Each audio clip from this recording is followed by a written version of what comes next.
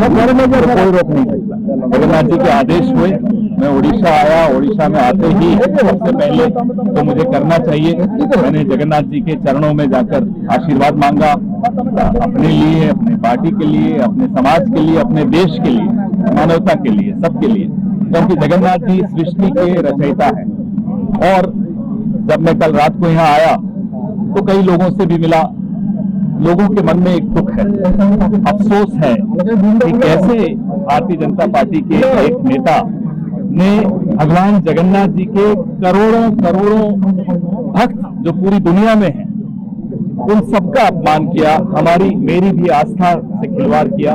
अध्यक्ष जी और मैं भी चर्चा कर रहे थे कि बात ये नहीं कि किस पार्टी के आदमी नहीं, वो अगर हमारी पार्टी में भी होता तो भी हमें उतना ही दुख होता, उतना ही अफसोस होता कि राजनीति में ऐसे लोग हैं जो भगवान का और आस्था के नाम का दुरुपयोग करके सत्ता में आना चाहते हैं और फिर उसी आस्था का जिस तरह से मजाक उड़ाते हैं, खिलवाड़ करते हैं उस आस्था के साथ।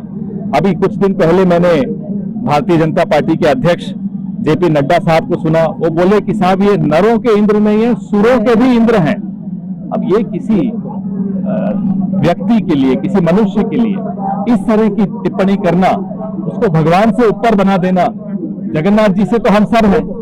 अब ये लोग तो कहते हैं कि ये भगवान राम को ये लाए हैं, अरे भगवान राम तो हमारी उंगली पकड़ के हमें यहाँ तक लाए हैं और आगे तक जब तक हम जिंदा हैं भगवान राम जगन्नाथ जी के आशीर्वाद से ही हम आगे एक एक कदम जो बढ़ाते हैं, इन्हीं के आशीर्वाद से चलती है, पूरी सृष्टि इन्हीं के आशीर्वाद से। पूरी के अंतिम दिन में चेंज किया गया विधानसभा लोकसभा पार्टी का आसन, क्या समय पे चेंज किया गया? वो जो पार्टी का निर्णय होता है, पार्टी का निर्णय सब लेते हैं, एक प्रभाव नहीं है उसका, लोगों को भी समझ में आता है कि पार्टी का एक निर्णय है, उसका सब सम्मान करता है। हाथापाई भी हुआ था, कांग्रेस भवन में मारपीट भी हुआ था, पैसा हमारे पास कम है, जिनके पास पैसा ज्यादा वो प्रचार ज्यादा कर रहे हैं, लेकिन लोगों को समझ में आता है। हमारे नेता राहुल गांधी जगन्नाथ जी के दर्शन किए, उनसे प्रेरणा ली, उनसे सीख ली, उन्हीं के निर्देशन में न्याय की बात की। जगन्नाथ जी न्याय की बात करते हैं। भक्त जगन्नाथ, क्या बताएंगे? संबित पात्र बोले मोदी जी के, बहुत अफसोस की बात है। मतलब ये क्षमा मांगने से क्या होता है? आप किसी का खून कर दो, मेरी आस्था की हत्या कर दो और फिर बोलो सॉरी, उससे थोड़े काम चलता है। ये उनके मन की बात है, ये उनकी मानसिकता दर्शाता है। हमने देखा कि रतलाम में हनुमान जी की एक बहुत बड़ी एक प्रोग्राम था, कार्यक्रम था, उसमें महिलाओं को बिकनी पहन के खड़ा कर दिया। ये क्या आप क्यों हमारी आस्था के साथ खिलवाड़ कर रहे हैं? मेरे सनातन धर्म की आस्था के साथ खिलवाड़ करने का हक संबित पात्रा को भी नहीं है, नरेंद्र मोदी को भी नहीं है। संबित जी बार बार बोल रहे हैं जगन्नाथ जी बुलाए हैं, मोदी जी भेजे हैं। अरे तो उसके बाद आप यहाँ हमारे भक्तों का अपमान करोगे, मेरी आस्था का अपमान करोगे? या इसलिए जगन्नाथ जी ने आपको बुलाया है यहाँ कि आप करोड़ों लोगों का अपमान करके जा रहे हो? भगवान जगन्नाथ के भक्त इन्हें माफ नहीं करेंगे, हम सब इन्हें माफ नहीं करेंगे। भगवान जी के नाम के लिए राजनीति कर रहे हैं, क्या करेंगे? भगवान जी के नाम पर राजनीति गलत है। हम हमेशा कहते आए हैं कि भगवान से आशीर्वाद लीजिए और अच्छा काम करने के लिए आशीर्वाद लीजिए और जाइए समाज में अच्छा काम करिए, किसी भी पार्टी के हो, लेकिन आप आस्था को राजनीति का विषय बनाते हो, आस्था का अपमान करते हो, लोगों के दिल को चोट पहुंची है। कई करोड़ों भक्तों को रात को कल नींद नहीं आई है। अब ये कितनी क्षमा मांग ले, माफी मांग ले, उससे क्या होता है? जो चोट पहुंची वो तो पहुंच गई।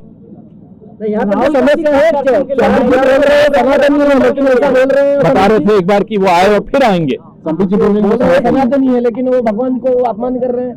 ये किस तरह के सनातनी है? हम यही जानना चाहते हैं। हम भी सनातनी हैं, कभी सोच नहीं सकते कि भक्तों का अपमान करें। भगवान तो बहुत बड़े होते हैं, उनका अपमान करने की किसी की औकात नहीं होती, लेकिन भगवान के भक्तों का, उनकी आस्था का अपमान करना ये बहुत बड़ा पाप है। ये अपराध नहीं है, ये पाप है। कब खुलेगा? अब ये तो मैं यहाँ की स्थानीय बात तो नहीं जान पाऊंगा, लेकिन बीजेपी को चाहिए कि आस्था में और मंदिरों में, प्रशासन में, मंदिर के इस तरह का हस्तक्षेप न करें। संबित पात्र बोले कि पूरी में जगन्नाथ बुलाए, हम आए हैं, आने के बाद ये से मंत्र, आने के बाद आप इस तरह से हम सबके, हमारे भक्तों का अपमान करोगे आप भगवान के, इसलिए थोड़े बुलाया आपको। अब प्रधानमंत्री ने तो कहा था 15 लाख आपके खाते में आ जाएंगे, आए क्या? प्रधानमंत्री ने कहा था 2 करोड़ नौकरी पर साल में देंगे, दिए क्या? उनकी बातों पे अब किसी को भरोसा नहीं है।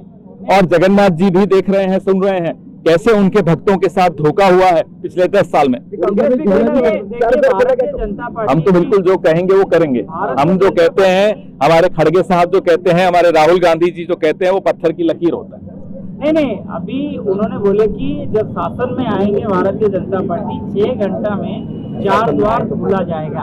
ये उनका उनकी किसी भी बात पे आप कोई भरोसा कर सकता है? आप मुझे बताइए, जो सुबह से शाम तक झूठ बोले और वो भी इतने पवित्र जगह पर आकर भी झूठ बोले, ऐसे आदमी को भगवान जगन्नाथ भी माफ नहीं कर सकते। आप विश्वास दीजिए, आपकी सकरा आएगा तब 4 घंटे में 6 घंटे में ये मैं नहीं बोल सकता जब तक कि मेरे को इसके तथ्य नहीं मालूम है। मैं तो झूठ बोलूंगा नहीं, जो तथ्य होंगे उसके हिसाब से बोलूंगा। में क्यों है मतलब